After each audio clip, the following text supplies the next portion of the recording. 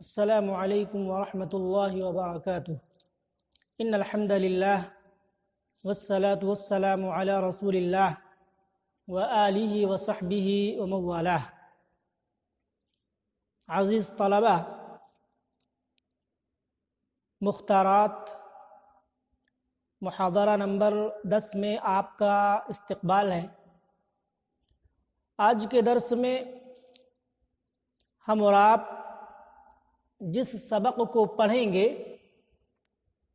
وہ سبق ہے علی وفات الرسول صلی اللہ علیہ وسلم، صفحہ نمبر 29 ہے۔ اس سے پہلے صلح حدیبیہ کے تعلق سے جو سبق گزرا ہے وہ نہیں پڑھا جائے گا۔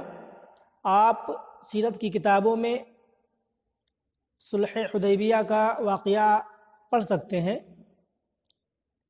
اور کافی لمبا سبق ہے، اس لیے اس سبق کو چھوڑ کر کے اگلا سبق پڑھیں گے۔ علی وفات الرسول صلی اللہ علیہ وسلم، رسول صلی اللہ علیہ وسلم کی وفات پر۔ تو اس درس میں رسول صلی اللہ علیہ وسلم کی وفات پر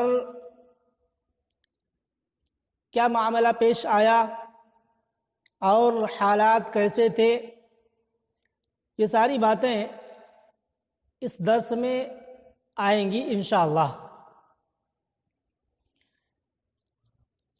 دخل ابو بکر الصدیق رضی اللہ عنہ علی النبی صلی اللہ علیہ وسلم وهو مسجم بثوب فکشف عنہ الثوب وقال۔ حضرت ابو بکر صدیق رضی اللہ تعالی عنہ نبی صلی اللہ علیہ وسلم پر داخل ہوئے اس حال میں کہ آپ کپڑے سے ڈھکے ہوئے تھے۔ تو حضرت ابو بکر صدیق رضی اللہ تعالی عنہ کی شخصیت کے تعلق سے آپ جانتے ہیں، اور مختصر سی معلومات حاشیہ نمبر 1 میں دی گئی ہے۔ ہوا امیر المؤمنین ابو بکر الصدیق رضی اللہ عنہ السابق الى الاسلام وثانی اثنین اذ ہما فی الغار۔ آپ امیر المؤمنین ابو بکر صدیق رضی اللہ تعالی عنہ اسلام کی طرف پیش قدمی کرنے والے سابقین اولین میں سے ہیں، اور ان 2 میں کے دوسرے ہیں جو غار میں تھے۔ رسول صلی اللہ علیہ وسلم کے خلیل دوست ہیں۔ وَوَلِيَ الْإِسْلَامَ بَعْدَ النَّبِيِّ صلی اللہ علیہ وسلم، اور نبی صلی اللہ علیہ وسلم کی وفات کے بعد آپ خلیفہ بنائے گئے۔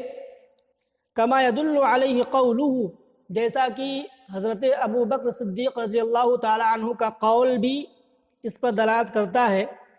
آپ نے فرمایا تھا اَيُنْقَصُ الدِّينُ وَأَنَا حَيٌّ، کیا دین کے اندر کمی کی جائے گی جبکہ میں ابھی باحیات ہوں؟ میرے جیتے جی دین میں کمی کی جائے گی؟ ایسا نہیں ہو سکتا۔ اور آپ یتیم مسلمانوں کے کفیل تھے۔ وَكَافِلُ الْمُسْلِمِينَ الْيَتَامَى بَعْدَ وفات الرسول صلی اللہ علیہ وسلم، رسول صلی اللہ علیہ وسلم کی وفات کے بعد یتیم مسلمانوں کے کفیل تھے آپ۔ توفی سنۃ 13 سن 13 ہجری میں آپ کی وفات ہوئی۔ وَكَلَامُهُ مِنْ خُطَبٍ وَرَسَائِلَ وَوَصَايَا مِرْآةٌ لِسِيرَتِهِ وَخُلُقِهِ، اور خطبات، رسائل اور وصیتوں کی شکل میں آپ کے کلام، آپ کے پیغامات، آپ کی سیرت اور آپ کے اخلاق کا آئینہ دار ہے۔ تو یہ حضرت ابوبکر صدیق رضی اللہ تعالیٰ عنہ کے تعلق سے کچھ باتیں بیان کی گئیں۔ آگے ایک لفظ آ رہا ہے، وہ مسجم بثوب۔ مسجع یہ مغطا کے معنی میں ہے، یعنی ڈھکا ہوا۔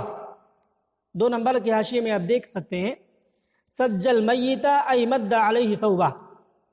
کہا جاتا ہے کہ سج المیت مطلب یہ کہ مرنے والے کے اوپر کپڑا ڈال دیا گیا۔ تو حضرت ابوبکر صدیق رضی اللہ تعالی عنہ نبی صلی اللہ علیہ وسلم کے پاس آئے اس حال میں کہ اللہ کے نبی صلی اللہ علیہ وسلم کپڑے سے ڈھکے ہوئے تھے، آپ کو کپڑے سے ڈھک دیا گیا تھا۔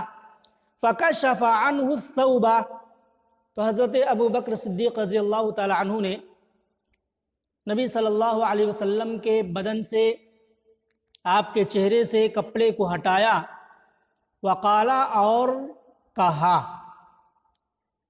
تو حضرت ابوبکر صدیق رضی اللہ تعالی عنہ نبی صلی اللہ علیہ وسلم کی بیماری کی شروعات کے وقت آپ کے ساتھ موجود تھے، لیکن جب دیکھا کہ نبی صلی اللہ علیہ وسلم کو افاقہ ہو رہا ہے اور آپ کو شفا یابی مل رہی ہے، تو آپ اپنی بیوی سے ملاقات کرنے کے لیے عوالی چلے گئے تھے۔ لیکن وہاں آپ کو خبر ملی کہ نبی صلی اللہ علیہ وسلم کا انتقال ہو گیا، تو آپ بھاگے بھاگے آئے اور اللہ کے نبی صلی اللہ علیہ وسلم کے پاس پہنچے تو دیکھا کہ آپ کا انتقال ہو گیا ہے اور آپ کو کپڑے سے ڈھک دیا گیا ہے۔ تو آپ کے چہرے سے کپڑے کو ہٹایا اور فرمایا، کیا فرمایا؟ بِأَبِي أَنْتَ وَأُمِّي طِبْتَ حَيًّا وَطِبْتَ مَيِّتًا، کہا میرے ماں باپ آپ پر قربان، آپ حالت حیات میں اور حالت موت میں دونوں میں آپ اچھے اور عمدہ ہیں۔ طبت حیاً، آپ حالت حیات میں بھی اچھے، وطبت میتا، اور آپ حالت موت میں بھی سب سے بہتر اور سب سے اچھے۔ وانقطع لموتك ما لم ينقطع لموت احد من الانبیاء من النبوہ، لیکن ایک پریشانی کی بات وہ یہ کہ آپ کی موت کی وجہ سے نبوت کا وہ سلسلہ کٹ گیا جو اس سے پہلے کسی نبی کی موت کی وجہ سے نہیں کٹا تھا۔ تو اللہ کے نبی صلی اللہ علیہ وسلم آخری نبی تھے، آپ کی وفات کے بعد نبوت کا سلسلہ ختم ہو گیا، اب آپ کے بعد کوئی نبی آنے والا نہیں ہے۔ اسی طریقے سے ایک حدیث مجھے یاد آ رہی ہے، مسلم شریف کی روایت ہے، جس میں اس بات کا تذکرہ ہے کہ نبی صلی اللہ علیہ وسلم کی وفات کے بعد حضرت ابو بکر اور حضرت عمر حضرت ام ایمن رضی اللہ تعالی عنہ کے پاس گئے۔ آئیے میں پوری حدیث آپ کے سامنے پیش کروں۔ عن انس رضی اللہ عنہ قال قال ابو بکر لعمر رضی اللہ عنہ بعد وفات الرسول صلی اللہ علیہ وسلم انطلق بنا الى ام ایمن رضی اللہ عنہ نزورها كما كان رسول الله صلی اللہ علیہ وسلم يزورها فلما انتهينا إليها بكت فقال لها ما يبكيك أما تعلمين أن ما عند الله خير لرسول الله صلى الله عليه وسلم فقالت ما أبكي ألا أكون أعلم أن ما عند الله خير لرسول الله صلى الله عليه وسلم ولكن أبكي أن الوحي قد انقطع من السماء فَهَيَّجَتْهُمَا عَلَى الْبُكَاءِ فَجَعَلَا يَبْكِيَانِ مَعَهَا رواہ مسلم فی باب فضائل ام ایمن کتاب فضائل الصحابہ۔ تو یہ پوری حدیث ہے۔ حدیث کے راوی حضرت انس بن مالک رضی اللہ تعالی عنہ ہیں۔ وہ کہتے ہیں کہ نبی صلی اللہ علیہ وسلم کی وفات کے بعد حضرت ابو بکر صدیق رضی اللہ تعالی عنہ نے حضرت عمر رضی اللہ تعالی عنہ سے کہا کہ اے عمر، ہمارے ساتھ ام ایمن رضی اللہ تعالی عنہا کے پاس چلو، ہم ان کی زیارت کریں گے جس طریقے سے اللہ کے رسول صلی اللہ علیہ وسلم ان کی زیارت کیا کرتے تھے۔ تو کہتے ہیں کہ جب ہم ان کے پاس پہنچے، ام ایمن کے پاس پہنچے تو وہ رو پڑی۔ تو دونوں نے ان سے کہا کہ کون سی چیز آپ کو رلاتی ہے، آپ کیوں رو رہی ہیں؟ کیا آپ کو معلوم نہیں ہے کہ جو کچھ اللہ رب العالمین کے پاس ہے وہ نبی صلی اللہ علیہ وسلم کے لیے کہیں زیادہ بہتر ہے؟ تو حضرت ام ایمن نے کہا کہ میں اس وجہ سے نہیں روتی کہ مجھے اس بات کا علم نہیں ہے کہ اللہ رب العالمین کے پاس جو کچھ ہے وہ نبی صلی اللہ علیہ وسلم کے لیے بہتر ہے، لیکن میں اس وجہ سے رو رہی ہوں کہ آسمان سے وحی کا سلسلہ منقطع ہو گیا، اب جبریل امین کبھی بھی تشریف نہیں لائیں گے، نبوت اور رسالت کا سلسلہ، وحی کا سلسلہ بالکل سے کٹ چکا ہے، میں اس وجہ سے رو رہی ہوں۔ تو اس طریقے سے حضرت ام ایمن رضی اللہ تعالی عنہ نے حضرت ابو بکر اور عمر کو رونے پر ابھار دیا اور وہ سب مل کر کے ایک ساتھ رونے لگے۔ اس حدیث سے بھی معلوم ہوتا ہے کہ کسی کی وفات کے بعد اس کے گھر جانا چاہیے اور تعزیت کے لیے جانا یہ سنت سے ثابت ہے، اور تسلی بھرے کلمات گھر والوں کے لیے کہنا چاہیے، اس حدیث سے پتہ چلتا ہے۔ تو میں کہنا یہ چاہ رہا تھا کہ وحی کا کٹ جانا، نبوت کا سلسلہ کٹ جانا، یہ بہت ہی بڑی بات ہے جس کا تذکرہ حضرت ابو بکر صدیق رضی اللہ تعالی عنہ نے کیا۔ کہا کہ وَانْقَطَعَ لِمَوْتِكَ مَا لَمْ يَنْقَطِعْ لِمَوْتِ أَحَدٍ مِنَ الْأَنْبِيَاءِ مِنَ النُّبُوَّةِ، آپ کی وفات کی وجہ سے نبوت کا وہ سلسلہ کٹ گیا جو کسی نبی کی موت کی وجہ سے نہیں کٹا تھا۔ آگے کہا فَعَزُمْتَ عَنِ الصِّفَةِ وَجَلَلْتَ عَنِ الْبُكَاءِ، پس آپ صفت سے، بیان سے کہیں بالا تر ہیں۔ آپ کے بارے میں کیا بیان کیا جائے اللہ کے رسول، آپ بیان سے کہیں بالا تر ہیں اور رونے سے کہیں زیادہ جلیل القدر ہیں۔ آپ پر کیا رویا جائے، آپ کی شان تو بہت ہی بلند ہے۔ آگے کہا وَخُصِّصْتَ حَتَّى صِرْتَ مَصْلَاتًا، اور آپ خاص کیے گئے، آپ خاص کیے گئے یہاں تک کہ آپ تسلی کا سامان بن گئے، تسلی کا ذریعہ بن گئے۔ کیا مطلب؟ مسلات ما یبعث علی السلوی، وہ چیز جو تسلی پر ابھارے اس کو مسلات کہتے ہیں، اور مفہوم یہ ہے انک یا رسول اللہ قد صرت بموتک مسلات للناس، آپ اپنی موت کی وجہ سے لوگوں کے لیے تسلی کا سامان اور ذریعہ بن گئے۔ کیوں؟ فإنک ما اختصصت به من مناقب النبوہ، اس وجہ سے کہ نبوت کے مناقب جو آپ کو ملے اور اس کے باوجود بھی آپ پر موت آئی، تو گویا آپ کے اندر دوسرے لوگوں کے لیے، بندوں کے لیے اسوہ اور نمونہ ہو گیا کہ اتنا بڑا مقام اور اتنے سارے مناقب کے باوجود اللہ کے رسول صلی اللہ علیہ وسلم کے اوپر موت آئی، تو سارے انسانوں کو اس دنیا سے کوچ کر کے جانا ہے۔ فخصصت، اور آپ خاص کیے گئے، یہاں تک کہ آپ تسلی کا سامان بن گئے۔ وَعُمِّمْتَ حَتَّى صِرْنَا فِيكَ سَوَاءٌ، اور آپ عام کیے گئے یہاں تک کہ ہم آپ کے سلسلے میں برابر ہو گئے۔ کیا مطلب؟ 4 نمبر کا حاشیہ آپ دیکھ سکتے ہیں۔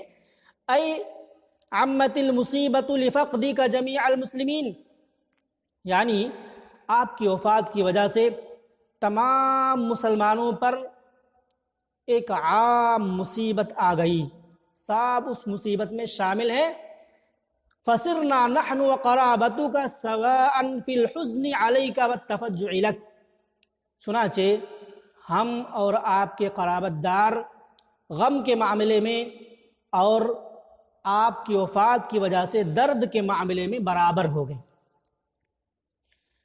آگے کہا وَلَوْلَا أَنَّ مَوْتَكَ كَانَ اخْتِيَارًا مِنْكَ لَجُدْنَا لِمَوْتِكَ بِالنُّفُوسِ، اور اگر بات ایسی نہ ہوتی، اگر ایسا نہ ہوتا کہ آپ کی موت آپ کے اختیار سے ہوئی ہے، لَجُدْنَا لِمَوْتِكَ بِالنُّفُوسِ، تو ہم آپ کی موت کے لیے بہت ساری جانوں کی قربانی دے دیتے، بہت سارے نفوس کی سخاوت ہم کر دیتے۔ تو یہ اشارہ ہے نبی صلی اللہ علیہ وسلم کے فرمان کی طرف۔ 5 نمبر کا حاشیہ آپ دیکھیں، یشیر الی قولہ علیہ الصلاۃ والسلام، نبی صلی اللہ علیہ وسلم کے فرمان کی طرف اشارہ ہے۔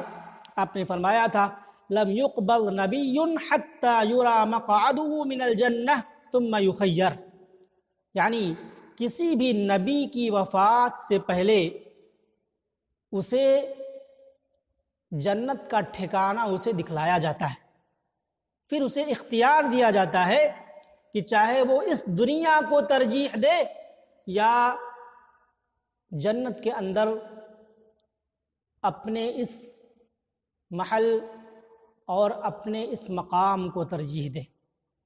حضرت عائشہ صدیقہ رضی اللہ تعالیٰ عنہ فرماتی ہیں میں نے آپ کو سنا آپ اپنی نگاہ کو آسمان کی طرف اٹھائے ہوئے کہہ رہے تھے فی الرفیق الاعلیٰ، اے اللہ تو رفاقت اعلیٰ نصیب فرما۔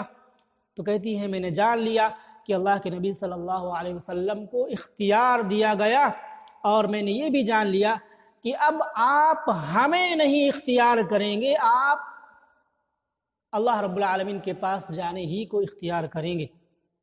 تو ہر نبی کو اس کی وفات سے پہلے اللہ رب العالمین اختیار دیتا ہے کہ چاہے آپ اس دنیا میں ابھی رہنا چاہتے ہیں تو رہیں، اور اگر چاہیں تو آپ کا جو مقام ہے جنت کے اندر آپ اسے اختیار کر لیں۔ تو اسی کی طرف اشارہ ہے کہ اگر آپ کی موت آپ کے اختیار سے نہ ہوتی تو ہم کیا کرتے؟ آپ کی موت کی خاطر بہت سارے نفوس کو، بہت ساری جانوں کی سخاوت پیش کر دیتے۔ وَلَوْلَا أَنَّكَ نَهَيْتَ عَنِ الْبُكَاءِ لَأَنْفَضْنَا عَلَيْكَ مَاءَ الشُّؤُونِ، اور اگر بات ایسی نہ ہوتی کہ آپ نے رونے سے منع کیا ہے تو ہم آپ کے اوپر آنکھ کے پانی کو فنا کر دیتے، ختم کر دیتے۔ انفدا ختم کرنا، فنا کرنا، اور شؤون یہ شعرن کی جمع ہے جس کا معنی ہوتا ہے مجرى الدمع من العین، آنکھ کے اندر آنسو کے جاری ہونے کی جو جگہ ہے اس کو شؤون بولتے، شأن بولتے، لیکن اگر آنکھ بھی مراد لیں تب بھی مفہوم صحیح ہے۔ اور ترجمہ کریں کہ اگر آپ نے رونے سے روکا نہ ہوتا تو ہم آپ کے اوپر رو رو کر کے آنکھوں کے پانی کو، آنسوؤں کو ختم کر ڈالتے، لیکن آپ نے منع کیا ہے، اس لیے ہم زیادہ آنسو نہیں بہا سکتے۔ لیکن فَأَمَّا مَا لَا نَسْتَطِيعُ نَفْيَهُ عَنَّا فَكَمَدٌ وَإِدْنَافٌ يَتَخَالَفَانِ وَلَا يَبْرَحَانِ، لیکن وہ چیز جسے ہم روک نہیں سکتے وہ کیا ہے؟ انتہائی غم اور حزن ہے اور لاغری اور کمزوری ہے جو بار بار آتی جاتی ہیں اور ختم نہیں ہوتی ہیں۔ تو کمد کا معنی ہوتا ہے سخت غم اندوہ، اور ادناف کمزوری لاغری۔ کہا یہ دونوں چیزیں ایسی ہیں جنہیں ہم روکنے کی طاقت نہیں رکھ سکتے، اور یتخالفان ای یجیئان مرۃ بعد اخری، یہ بار بار یعنی غم اور لاغری کمزوری یہ دونوں بار بار آتے جاتے اور ختم نہیں ہوتے، ہم اسے ختم کرنے کی طاقت بھی نہیں رکھتے۔ اس کے بعد اللہ کے نبی صلی اللہ علیہ وسلم کے تعلق سے آپ کو خطاب کر کے ایک بات کہی، اللہم فابلغہ عنا السلام، کہا اے اللہ تو ہماری جانب سے نبی صلی اللہ علیہ وسلم کو سلام بھیجنا۔ وَاذْكُرْنَا يَا مُحَمَّدُ عِنْدَ رَبِّكَ، اور اے محمد اپنے رب کے پاس ہمارا ذکر کرنا۔ وَلْنَكُمْ مِنْ بَالِكَ، اور چاہیے کہ ہم آپ کی فکر بن جائیں، ہماری فکر آپ کرتے رہیں۔ فَلَوْلَا مَا خَلَّفْتَ مِنَ السَّكِينَةِ لَمْ نَقُمْ لِمَا خَلَّفْتَ مِنَ الْوَحْشَةِ، اگر وہ سکون و اطمینان نہ ہوتا جو آپ نے پہلے ہی چھوڑا ہے تو ہم اس وحشت کو برداشت نہیں کر سکتے تھے جو آپ نے بعد میں چھوڑا ہے۔ اللہم ابلغ نبیک عنا واحفظہ فینا، اے اللہ تو ہماری جانب سے اپنے نبی کو سلام بھیج اور ہمارے بارے میں انہیں یاد دلا دے۔ اس کے بعد لوگوں کی طرف نکلے حضرت ابوبکر صدیق رضی اللہ تعالی عنہ، ثم خرج الى الناس وهم في شدید غمراتهم وعظیم سکراتهم، پھر لوگوں کی طرف نکلے اس حال میں کہ وہ انتہائی سختی اور سکرات مدہوشی کے عالم میں تھے۔ فخطب خطبۃ، تو حضرت ابوبکر صدیق رضی اللہ تعالی عنہ نے ایک جامع خطبہ دیا، قال فیہا، جس خطبے کے اندر آپ نے فرمایا، کیا فرمایا اور کیا باتیں کی، انشاءاللہ یہ ساری باتیں ہم اور آپ اگلے درس میں پڑھیں گے۔ اللہ رب العالمین سے دعا ہے کہ اللہ رب العالمین ہمیں نبی صلی اللہ علیہ وسلم سے محبت کرنے کی، آپ کی سنتوں سے محبت کرنے کی، اور آپ کا اسوہ اور طریقہ جو ہمارے اور آپ کے لیے ایک نمونہ ہے، اسوہ ہے، اس اسوے اور نمونے کو